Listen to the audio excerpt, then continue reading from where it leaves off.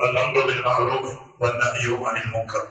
ആളുകളോട് നിങ്ങൾ ഉപദേശിക്കുകയും തിന്മ അരുതെന്ന് ആളുകളോട് നിങ്ങൾ പറഞ്ഞു കൊടുക്കുകയും ചെയ്യണമെന്ന ഒരു വിഷയം. നിസ്കാരം പോലെ, നോമ്പ് പോലെ, സകാത്ത് പോലെ ഒരു മുഅ്മിനിന്റെ ജീവിതത്തിൽ ഏറ്റവും പ്രധാനപ്പെട്ട ഒരു വിഷയമാണ് ഈ വിഷയം. അതല്ലാതെ സ്വന്തമായി അനുസരിച്ച് ഒരാളെ സ്വന്തത്തിന് ചെയ്ത് മറ്റുള്ളവരെ പിടിച്ചൊന്നും നോക്കിയില്ല.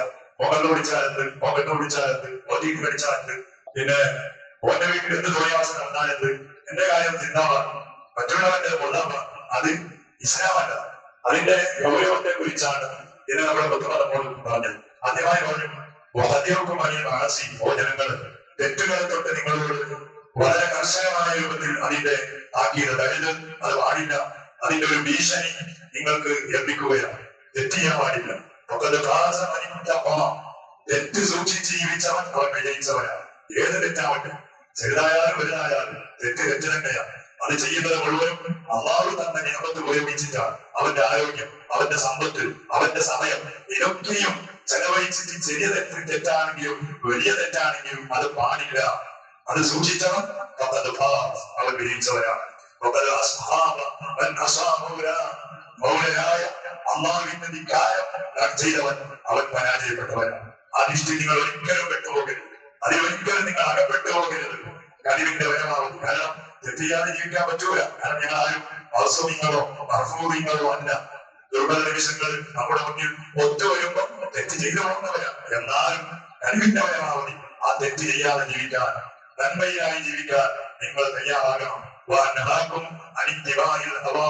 ജനങ്ങള് ഒരിക്കലും നിങ്ങളുടെ തടി ഇച്ഛ പറഞ്ഞതുപോലെ നിങ്ങളുടെ ഇച്ഛ പറഞ്ഞതുപോലെ നിങ്ങൾ അതിനെ പിന്തുടർന്ന് ജീവിക്കാൻ പാടില്ല. ചിലപ്പോ നമുക്ക് തോന്നിപ്പോകും, നമ്മുടെ മനസ്സിൽ വന്നു പോകും, അത് നല്ലതല്ലേ, ചെയ്താന്റെ പ്രശ്നം പിന്നെ നോക്കണ്ടല്ലോ.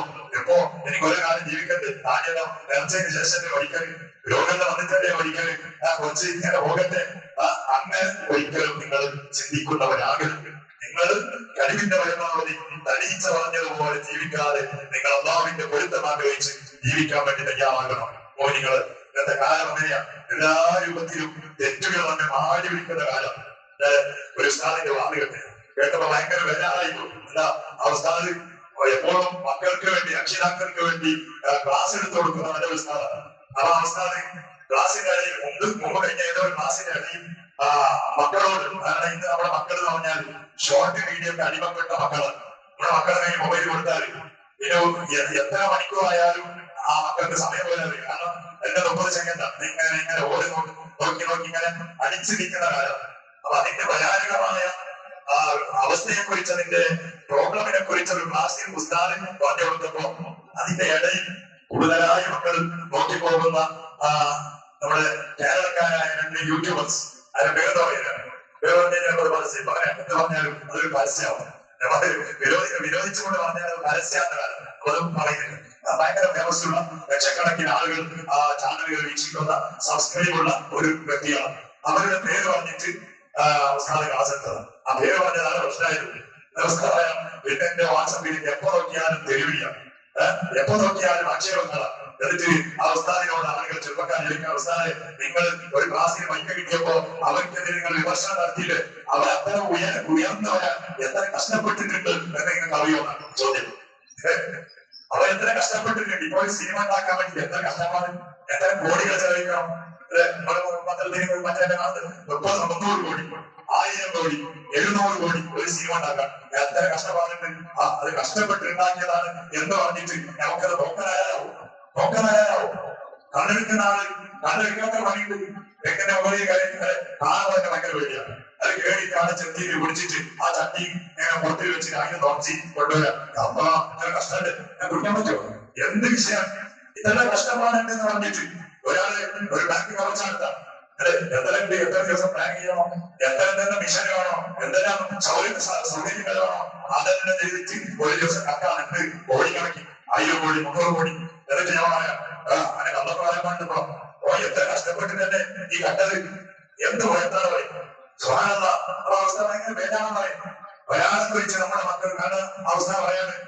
അദ്ദേഹത്തിന്റെ അടുത്ത് ഒരു രക്ഷിതാവും വന്നിട്ട് കംപ്ലൈന്റ് പറഞ്ഞത്, അവസ്ഥയെ രാത്രി 2 മണിക്ക് നേരത്ത് എന്റെ മോനെ, അതായത് കംപ്ലൈന്റ് പറയുന്ന ആളുടെ മോന് ഈ യൂട്യൂബറിന്റെ പേര് പറഞ്ഞിട്ട് 2 മണിക്ക് വാക്കിൽ നിന്ന് കഴിച്ച് നടക്കാം. അത്തരത്തോളം നമ്മുടെ മക്കൾ അതിനെ അടിക്കായി പോയി, ഷോർട്ട് വീഡിയോ അടിക്കായി പോയി. നമ്മുടെ ഉമ്മമാർ അതിനെക്കുറിച്ച് പ്രതികരിക്കുന്നില്ല. നമ്മുടെ ഉമ്മമാർ സപ്പോർട്ട് ചെയ്യാണ്. അത് കൊടുത്താൽ ചോദിക്കുന്ന സ്ഥാനം, അത് കൊടുത്താൽ പറഞ്ഞവരെ കേൾക്കുന്ന സ്ഥാനം. എന്ത് പറഞ്ഞവർ ചോദിച്ചില്ല, അതിനെ പഠിച്ചു പോകുന്നതേ ഉള്ളൂ. കൊടുത്താലേ ഒരു കാലത്ത് നിങ്ങൾ പഠിപ്പിക്കും. ഉമ്മയാകുന്ന നിന്നെ മരിപ്പിക്കും. അങ്ങനെയുള്ള ഒരു മക്കളായി തലമുറയായി നമ്മുടെ മക്കൾ വളർത്തുവയാനുള്ള ഒരു കാലം കാക്കുമാറാകട്ടെ. അതിനുള്ള സൗകര്യങ്ങളും അതിനുള്ള പണികളും അതിനുള്ള എല്ലാ ഒത്താശകളും നാം ചെയ്തു കൊടുക്കാൻ. എന്താ കാരണം നല്ലതുകൊണ്ട് കൽപ്പിക്കുക എന്ന ദൗത്യം നമ്മുടെ വീട്ടിൽ നിന്ന് തന്നെ നാം ചെയ്യുന്നില്ല എന്നതാണ്. നമ്മുടെ മക്കളെ രാത്രി എപ്പോ വന്നാലും പ്രശ്നമല്ല, അവരെവിടെ പോയാലും പ്രശ്നമല്ല, എന്ത് ചെയ്താലും പ്രശ്നമല്ല. ചോദ്യം ചെയ്യൂല ഉമ്മ എന്ത് എന്റെ മോനെ ചെയ്യൂല. ഇങ്ങനെയുള്ള ഓവർ കോൺഫിഡൻസ് മക്കളെ കുറിച്ച് ഓവർ കോൺഫിഡൻസ് ഭയങ്കരമായ ഒരു പേരാണ്. ഈ മക്കളാണ് ഇങ്ങനെയുള്ള ഒരു കാലത്ത് നമ്മളെ നെഞ്ഞിൽ ചവിട്ടാനും നമ്മെ വീട്ടിൽ നിന്ന് പുറത്തിറക്കാൻ വഴിയിറക്കാനും വേണ്ടി കാക്കുന്നത്. ഈനാക്കിൽ തന്നെ ഒരുപാട് പ്രായമുള്ള ആളുകൾ പറയുന്ന സംഘം പറയുന്ന എത്രയോ 30 നാട്ടിലുണ്ട്. വണ്ടിയിൽ വരുന്നവർ വീട്ടിൽ സമാധാനിക്കുന്ന സ്ഥാനം ആണോ? അധ്വാനിക്കുന്ന കാലത്തോളം അധ്വാനിച്ച് കഷ്ടപ്പെട്ട് എല്ലാം ചെയ്തു കൊടുത്ത് എന്നിട്ടോ പ്രായമാകുമ്പോ നമ്മളെ ഒരു അഭിപ്രായം കേൾക്കാനില്ല, നമുക്കൊരു വിലയില്ല, ഒരു നിലയില്ല. എന്ന് പറയുന്ന ഒരു സ്ഥാനം പോലും നമുക്ക് വെച്ചു തരുന്നില്ല. ഈ എത്രയോ ആളുകൾ പല നാടുകളിൽ, പല മദ്രസകളിൽ, പല ഉസ്താദന്മാർ ക്ലാസ്സെടുക്കുന്നവർ പറയുന്നതാണ് മോഹിനികൾ. എന്താ കാരണം? തെറ്റ് ചെയ്യുമ്പോ അതിന് നടന്നില്ല, തെറ്റ് ചെയ്യുമ്പോ അത് അരുതെന്ന് പറഞ്ഞില്ല. ഇതാണ് നമുക്ക് സംഭവിച്ച ഏറ്റവും വലിയ മുസീബത്ത്. പറഞ്ഞു നിങ്ങളുടെ ഈ കാലം നിങ്ങൾ സൂക്ഷിക്കേണ്ട കാലമാണ്. ഈ കാലഘട്ടമല്ലോ സംവിധാനങ്ങളെല്ലാം ഉണ്ട്, എല്ലാം ഉള്ള കാലം. പക്ഷേ സൂക്ഷിക്കേണ്ട കാലമാണ്. എന്ത് കാരണം? നന്മ കുറഞ്ഞ കാലമാണ്. നന്മ കുറഞ്ഞ കാലാണ് നിസ്കാരത്ത്. പക്ഷെ ഉള്ളിൽ ആ നിസ്കാരം അമ്മാന്റെ അടുത്ത് എത്തുന്ന നിസ്കാരമില്ല. ഖുർആനോട്ടുണ്ട്, ഉള്ളിൽ അത് അമ്മാവിലേക്ക് എത്തുന്ന നിസ്കാരമില്ല. അതിനുമെന്താ ഓർക്കാകട്ടെ, ഓരറിയട്ടെ, ഓരിനെ കുറിച്ച് പറയട്ടെ എന്ന ചിന്താഗതിയാണ്. എവിടെ അമ്മാവിലേക്കെത്തും? ആ നിസ്കാരവും നമുക്ക് ഒരു തെറ്റ് ചെയ്യുന്ന സ്ഥാനത്തിനായി പോയി. നമ്മുടെ സങ്കല്പങ്ങളും ഒരു തെറ്റിന്റെ സ്ഥാനത്തിനായി. എന്റെ കാരണം നമ്മുടെ നീയത്തിന്റെ കുറവാണ്, ഇഖ്ലാസിന്റെ കുറവാണ്. പറഞ്ഞു സമാധാനം നിങ്ങൾ പ്രത്യേകമായി ഈ കാലഘട്ടത്തിൽ നിങ്ങൾ സൂക്ഷിക്കണം. കാരണം എവിടെയും വിളക്കാതെ, എവിടെയും തിന്മയാണ്. നല്ലതെന്ന് ഉറപ്പിച്ചമായ മറ്റൊന്ന് ഒരു മേഖലയും ഇന്ന് നമുക്ക് കാണാത്ത കാലം. ഇത് നമ്മുടെ കാലം. മഹാനായ സയ്യിദുനാ ഇമാം ഗസാലി റളിയല്ലാഹു അൻഹു എത്ര നൂറ്റാണ്ട് ഉപയോഗിച്ച് ആ ഗസാലി ഇമാം അന്ന് തന്നെ പറഞ്ഞിട്ടുണ്ട്, ഈ കാലം തന്നെ മോശമായി പോയല്ലോ. ഇപ്പോഴോ എത്ര നൂറ്റാണ്ട് കഴിഞ്ഞു.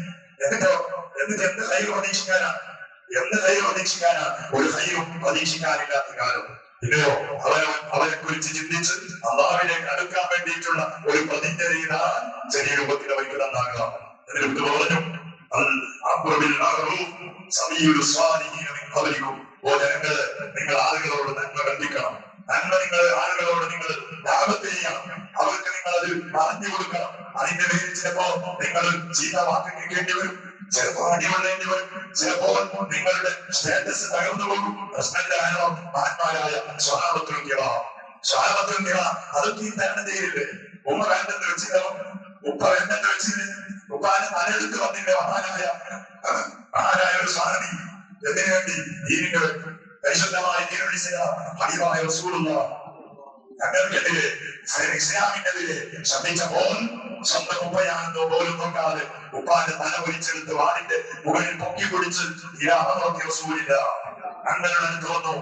സാഹത്തുകൾ അതാണ്. അതിന്റെ ഇടയിലുള്ള വിമർശനങ്ങൾ നോക്കിയില്ല. ഇന്നോ നമ്മുടെ നാട്ടിൽ എത്ര കണ്ടുപിടിയന്മാർ, എത്ര ലഹരിക്കടിക്കപ്പെട്ട ആളുകളുണ്ട്.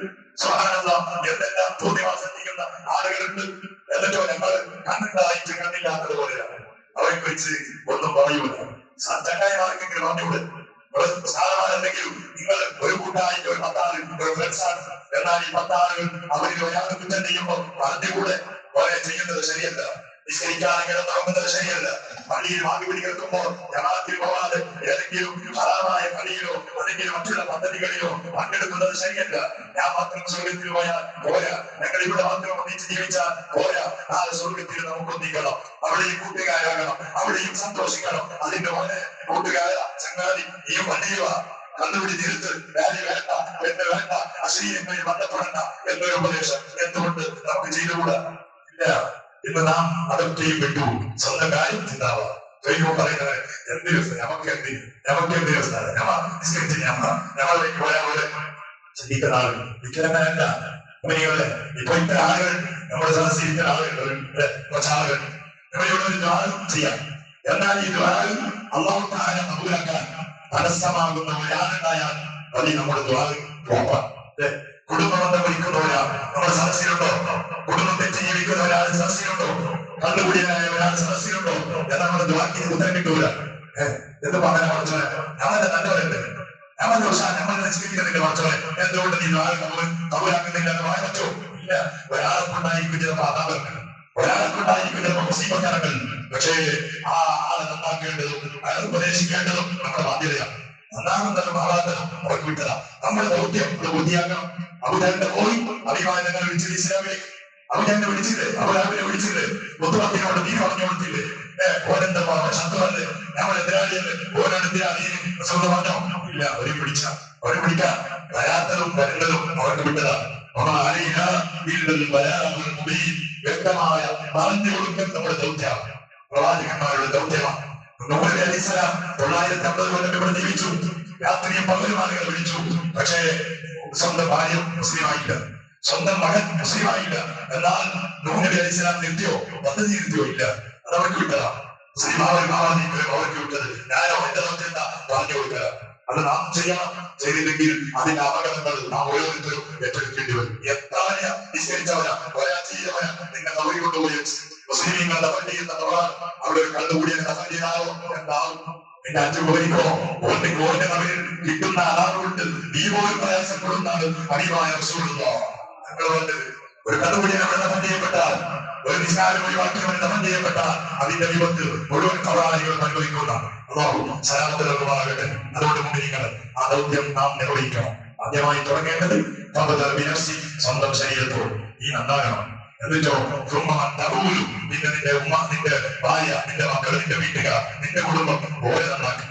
ഓരെല്ലാവരും പറവെക്കാനിട്ട് പിന്നെ നിന്റെ അയൽവാസി, നാട്ടുകാർ അവരിലേക്ക് ഇറങ്ങാം. എന്നിട്ട് നമ്മുടെ നാട് മുഴുവൻ, നമ്മുടെ സമുദായം മുഴുവൻ സംശുദ്ധമായ രൂപത്തിൽ പരിശുദ്ധമായ ദീനിന്റെ ആ കൽപ്പനകൾ അനുസരിക്കുന്ന രൂപത്തിലുള്ള ഒരു ചുറ്റുപാടിലേക്ക് നമുക്ക് എത്തിക്കാൻ കഴിഞ്ഞാൽ അൽഹംദുലില്ലാഹ് വലിയ സന്തോഷമാണ്.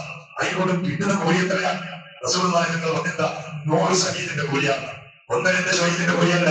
ദീനീ പ്രബോധനത്തിന് വേണ്ടി ഇറങ്ങി ഒരാളെ നിന്നെ കൊണ്ട് നന്നായ, ഒരാളെ നിന്നെ കൊണ്ട് കള്ളുകൂടി ഒഴിവാക്കിയ, നിന്നെ കൊണ്ട് പള്ളിയിൽ വരാൻ തുടങ്ങിയ, നിന്നെ കൊണ്ട് കുടുംബജീവിതം, മോഹിന്റെ ജീവിതം, അതിന്റെ ആ ബന്ധം പുനഃസ്ഥാപിച്ച കൂലി എത്രയാ? 100 ശഹീദിന്റെ കൂലിയാണ് സയ്യിദുനാ റസൂലുള്ളാഹ്. വെറുതെ കിട്ടുന്ന തന്നെ മോഹിനികൾ. അപ്പൊ അതുകൊണ്ട് ഇൻഷാ അല്ലാഹ് ഇന്ന് നമുക്ക് ഇറങ്ങി പ്രവർത്തിക്കേണ്ട ആവശ്യമില്ല. വാട്സപ്പിലൂടെ നമ്പറുകളുണ്ട്, കുടുംബ ഫാമിലി ഗ്രൂപ്പുകളുണ്ട്. അതിനൊക്കെയും നമ്മുടെ പ്രബോധനത്തിന്റെ ആശയങ്ങൾ ഒരു വയസ്സിലൂടെ, എഴുത്തിലൂടെ അവരിലേക്ക് എത്തിക്കാൻ കഴിഞ്ഞാൽ, അതുകൊണ്ട് അവർ കണ്ട് സന്തോഷിച്ചാൽ നന്നായ അതിന്റെ പ്രതികൾ നമുക്കുണ്ടാവും. അതായത് നമ്മുടെ ജീവിതത്തിൽ ആദ്യമായി നന്മ സ്വന്തം കൈവരിക്കാൻ, നന്മ ഉള്ള ഒരു ജീവിതം ആദ്യമായി നയിച്ച്, എന്നിട്ട് നമ്മുടെ കുടുംബങ്ങൾ, നമ്മുടെ നാട്ടുകാർ, അയൽവാസികൾ, നമ്മളുമായി ബന്ധപ്പെടുന്നവരെ പരിശുദ്ധമായ ദീനിന്റെ അറിവുകൾ അവർക്ക് പകർന്നു കൊടുത്ത് നന്നാക്കാനുള്ള തൗഫീഖ് അല്ലാഹു നൽകുമാറാകട്ടെ. ഏതെങ്കിലും ചില ആളുകൾ ചെയ്യുന്ന ഏതെങ്കിലും തെറ്റുകളോ കുറ്റങ്ങളോ അനീതികളോ അക്രമങ്ങളോ അതിന്റെ പേരിൽ നമ്മുടെ മുന്നടങ്ങും നാട്ടുകാരെ മുഴുവൻ, സമുദായങ്ങളെ മുഴുവൻ നീ ആലാപിനാക്കല്ലേ അമ്മ, പരീക്ഷിക്കല്ലേ അമ്മ. ആമീൻ. റഹ്മതിക യാ റബ്ബൽ റഹീമീൻ. ഇലാ ഹദ്റത്തിൻ നബിയിൽ മുസ്തഫ മുഹമ്മദ്